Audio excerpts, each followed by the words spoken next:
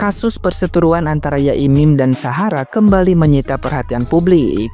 Setelah seorang netizen yang budiman dengan akun @keluargad3 menyoroti akar masalah yang bermula dari parkir liar dan kebisingan musik dangdut di komplek. Perselisihan kecil ini berubah menjadi konflik besar ketika tuduhan yang tidak pantas dilontarkan tanpa bukti yang jelas. Fitnah tersebut kemudian menyeret Yaimim hingga harus menerima tekanan sosial dan akhirnya terusir dari lingkungannya. Netizen yang berbakti menilai kondisi ini sebagai contoh nyata betapa fitnah bisa menghancurkan kehidupan seseorang. Bahkan disebut sebagai fitnah dajjal yang membawa perpecahan dan kekacauan. Ia kemudian menyoroti peran RT atau RW yang seharusnya menjadi penengah namun justru dianggap ikut memperkeruh keadaan. Tuduhan berat yang masuk dalam surat pengusiran semakin memperburuk situasi. Padahal saksi mata dan rekam jejak kejadian menunjukkan bahwa awal mula masalah hanya soal parkir dan kebisingan. Netizen yang berbakti tersebut menegaskan jika benar ada hal yang tidak pantas seharusnya ada bukti visum yang sah. Namun karena tuduhan itu tidak terbukti, kasus ini dianggap sebagai fitnah kejam yang dipelihara demi menjatuhkan Yaimim dan membentuk opini negatif di masyarakat. Siapa yang nonton podcast Densu ya semalam ya Bang Densu ya? Apakah kalian masih kekeh untuk membela atau malah berbalik arah? Tolong komen ya guys ya. Memang fitnah dajjal itu benar-benar itu memang udah dijelasin ya di Al-Quran ya. Memang bisa menimbulkan perpecahan, bisa menimbulkan apa, itu fitnah ya. Fitnah itu sangat keji ya. Maka dari itu harus ada kedua belah pihak. Yang saya tanyakan RT RW setempat ya, itu kan RT RW itu pejabat komplek ya, seharusnya pejabat daerah sekitar ya, seharusnya bisa jadi penengah ya, bisa jadi penengah untuk bertabayun mereka berdua, bukan malah menjadi ikut-ikutan gitu ya, bukan malah ikut-ikutan, malah membuat situasi menjadi chaos tambah chaos ya. Seharusnya mereka berdua itu dipertemukan. Si Pak RT RW ini mendengarkan dari sisi Pak dosen sama sisi mbaknya gitu. Jadi apa? Jadi tidak menimbulkan fitnah. Itu ya sebenarnya bisa diselesaikan masalah itu. Tapi ya karena si fitnah dajjal ini memang benar-benar merajalela ya dari ini ya. Padahal yang salah itu ya, yang aku tangkap itu ya, awal mulanya dari parkir liar ya, si tetangga ramah. Mau tetangganya gimana pun ya, nggak ada hak tetangga parkir di depan garasi orang pasti mau beraktivitas, mengeluarkan mobil gimana ya, kan awal mulanya itu ya parkir liar ya. Apalagi Pak dosennya katanya mau pengajian, mau ada acara, ditungguin ya sampai jam 2 malam loh, sampai si Pak dosennya ngegas, nggak sengaja ngegas katanya. Kalau ngegas tuh nggak masalah karena mereka salah parkir kok di lahan orang, dia yang punya usaha di komplek itu sebenarnya ini ya mengganggu juga kenyamanan ya, apalagi parkir di komplek, udah itu ngamuk, itu kan awal mulanya kan. Kenapa mahasiswanya pada diam? Ya awal mulanya juga ya karena fitnah dajjal ya, karena berpikir dicabuli, nggak tahu ya. Makanya fitnah dajjal itu bahaya ya, bahaya. Kenapa sampai saya bilang dajjal? Karena ini berlarut-larut ya, sampai timbulan musibah besar, dia terusir dari rumahnya sendiri ya. Tuh fitnah lah ya, bahaya itu.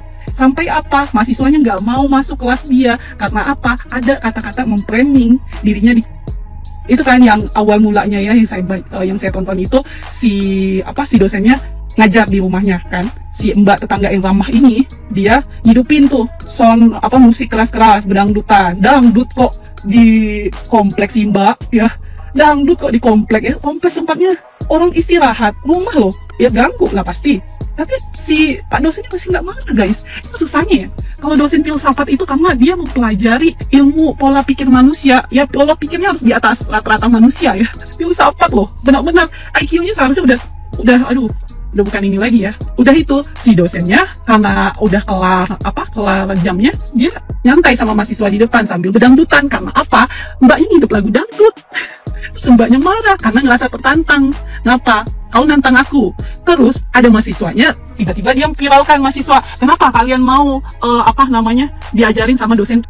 Nah mahasiswanya nggak tahu apa-apa. Nah saya pun ya, karena saya awal mulanya ngeliat konten viral itu, kata-kata itu saya jadi mihak ke mbaknya. Ya kali kita mau diajar sama dosen, kalau memang benar-benar ya guys.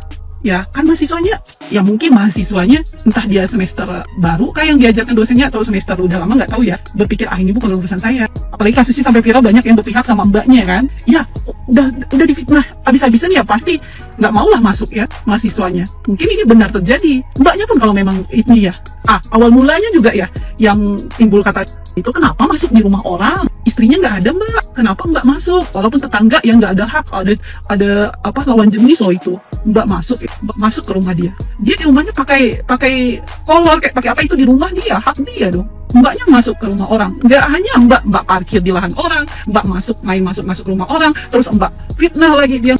Kalau memang dia, saya tanya kenapa nggak mbak pisum langsung, itu kan kata itu kan yang jadi besar sampai yang di pengusiran itu juga tertulis juga poin-poinnya kan. Kenapa mbak nggak pisum? Mbak kalau nggak mau dibilang apa-apa dajal, fitnah dajal dan lain-lain, mbak pisum. Mbak harus ada bukti autentik bahwa mbak benar kata itu. Kalau di kamus ya paling nggak udah berhubungan, itu ya nggak masuk di logika guys. Kenapa ini kasusnya dari hal-hal remeh-temeh kayak gini ya, jadi dianya terusir, dianya merasa diasingkan, dianya nggak ada kerjaan ya, sakit, dosennya kasihan juga ya, tua ya, jangan mau maafkan pak, bapak ini udah, aduh ya, masih mau lagi bapaknya. Yang saya harapkan itu, saya masih mau ya kembali seperti dulu, bapak lihat video-videonya lagi ya, bapak dihina, bapak pokoknya macam binatang pak, serius saya nonton aja macam binatang bapak dihantam sama kroni-kroninya si mbaknya itu ya, macam binatang pak. Bapak masih mau maafkan mereka, masih mau bertetangga sama orang seperti itu. Aduh pak, itu tuh udah banyak bukti loh pak, mereka melakukan kekerasan di video. Sebenarnya gampang banget bapak bisa untuk proses hukum ya, hukum pasti berjalan ya kalau udah viral kayak gini. Jangan mau damai lah pak. Nah, gimana nih menurut netizen yang terhormat? Silahkan berkomentar ya. Sekarang kan lagi rame nih kasusnya Yaiin dan Sahara serta Agil. Agil nggak tuh? Nah, salah satu poinnya yang saya tangkap di situ adalah penyebabnya itu karena parkir mobilnya Mbak Sahara yang tidak pada tempatnya. Nah, ini juga nih ya buat temen-temen nih, buat mas-masnya atau mbak-mbaknya, apalagi yang tinggalnya di komplek, yang di perumahan. Mbok yao, tolong banget. Kalau belum mampu bikin parkiran, nggak usah beli mobil. Ya, mobilnya 1, 2, mobilnya gede-gede, parkirnya masih di jalan. Aduh, ada nggak di Nepal sampai yang kayak gitu? Kadang-kadang tuh saya sampai gembredek gitu ya, gembredek ya. Ya toh? Nggak RT, nggak RW, nggak lurah, nggak camat, nggak wali kota, semuanya sama-sama nggak guna untuk warganya. Menurut aku ini bener-bener mempermalukan kota Malang. Bukan hanya Malang, Jawa Timur. Mana nih gubernurnya?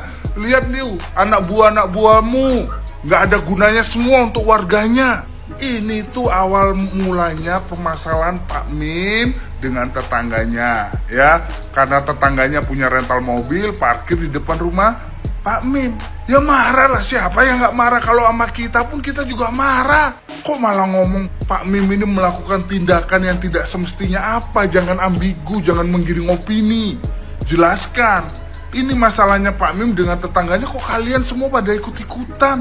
Oh, kita tidak melakukan pengusiran, kita cuma melakukan penolakan. Karena Pak Mim bukan warga sini, bukan KTP sini, tapi di daerah lain. Lah, apa hak kalian, urusan kalian nolak orang untuk tinggal di situ? Indonesia ini negara hukum bos, negara hukum. Kalau Pak Mim melakukan tindakan kriminal, membuka prostitusi di rumahnya, ataupun ketahuan selingkuh, oke, boleh kalian usir.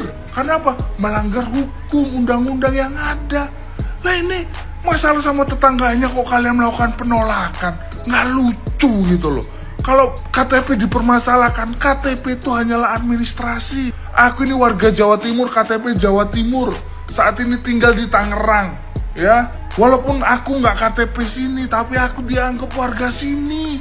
Kalau ada acara apapun, Pak RT, Pak RW pasti ngabarin, gitu loh. Aduh, kalian tuh solim sama orang yang udah tua.